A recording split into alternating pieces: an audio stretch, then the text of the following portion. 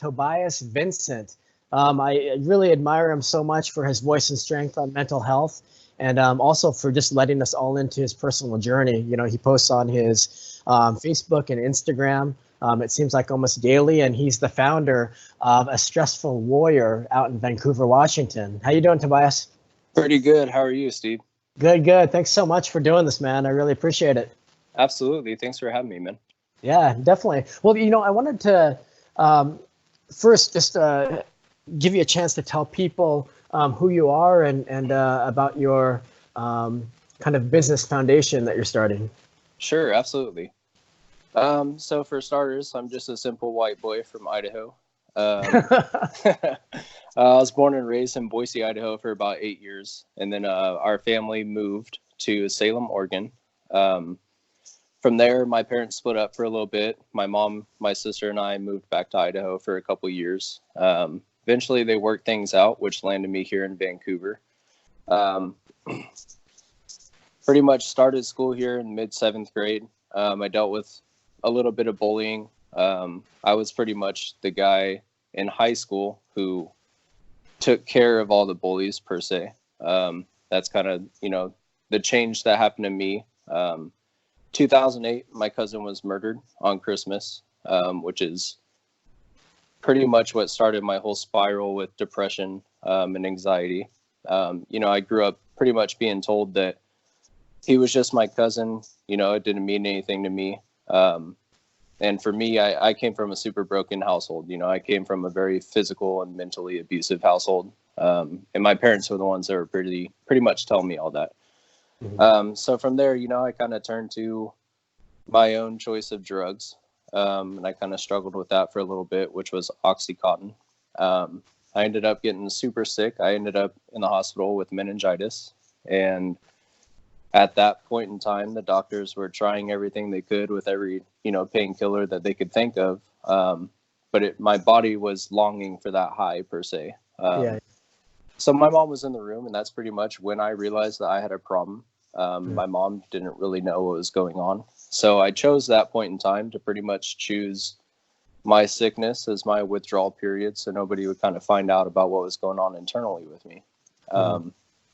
You know, I was days away from dying, and for some reason, you know, I wanted to hide everything. So that was my big choice, and it almost cost me my life. And that's pretty much what turned my life around and realized that I needed to change. So I started boxing, and my cousin was a UFC fighter. So he was, you know, a big idol for me, and that's what kind of led me. Just out of curiosity, I know a lot of people follow UFC. I don't know if you can say his name or. Yeah, absolutely. His name is Justin Eilers. He's out of Nampa, Idaho. Okay. He fought for Elite XC, a few other smaller guys, and then he ended up going to the UFC and fought for Tap Out. Oh, gotcha. And so, I mean, that was a big thing for me, you know. So starting boxing was my outlet. I was able to get away from what I was doing, you know, the bad path that I was going down in life. And it was really taking away my depression. You know, I found a way that I could take my internal anger and my internal issues pretty much out on a single man. You know, I was 15 years old. I only weighed about 145 pounds, but I was sparring with guys who were 220 plus. You know, they were grown men, and that I found my passion in that. So I ended up becoming a junior Golden Glove at the age of 15. Oh, wow. Congrats, man. That's awesome. Thank you. It was a pretty gruesome experience. It was more like a street fight, but yeah, I can imagine. But it was pretty fun. And so, you know, after then, my life at home was just kind of getting worse. And the more that I knew in boxing, my stepdad kind of took it in as a challenge.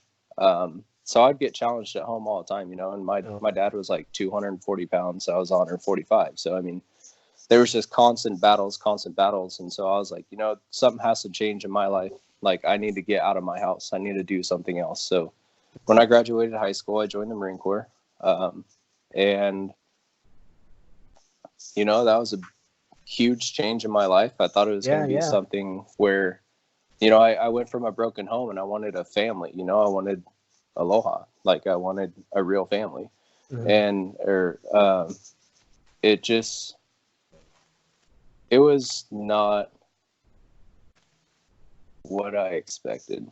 You know, I dealt with my first buddy taking his life in the Marine Corps, and just seeing the type of people that I was around, and I realized that they were all broken. You know, they all came from broken homes. We were known as, you know, the misfits. And so that's where I kind of started developing my serious depression and anxiety. I didn't really know what it was. I wasn't diagnosed with it. I had no clue what it was. And so sorry to go back a little bit in time. So the first Oxy stuff was when you were younger. Yes. This is all before, like, you were 15, before you did the boxing. And Absolutely. Gotcha. So I was about 14 years old when I first started using Oxy. And was that just prescribed, or were you just using it recreationally? I was getting it from random people. I was getting it from people who were close to me, that I won't really say names. But, sure. you know, that was the thing where I would take a certain amount that were given to me. I'd sell a few of them, then I'd buy some more and distribute. And that's how I was kind of making my money. So very kind of early on, you had probably already, you know, triggered some of those addiction paths, and then layered upon, you know, all these other things that are happening to you. Absolutely. Yeah.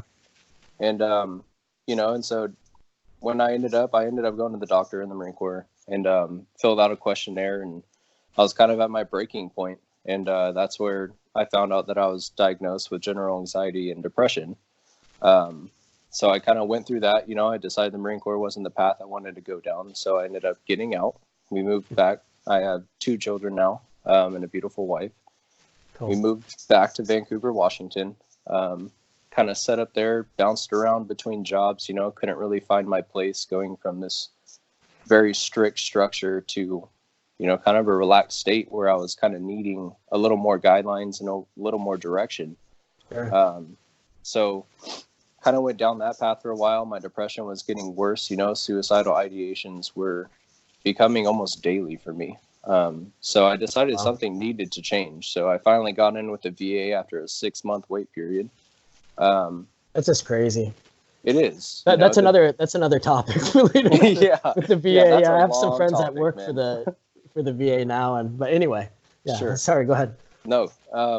So, you know, I finally got in, and that's where they did a little more in-depth process on me, a little more paperwork, pretty much. And that's where I was actually diagnosed with bipolar 2 disorder and CPTSD, which for me, bipolar disorder is a chemical imbalance. So in my head, with all my use of Oxy, certain times I truly do feel that I've kind of done this to myself.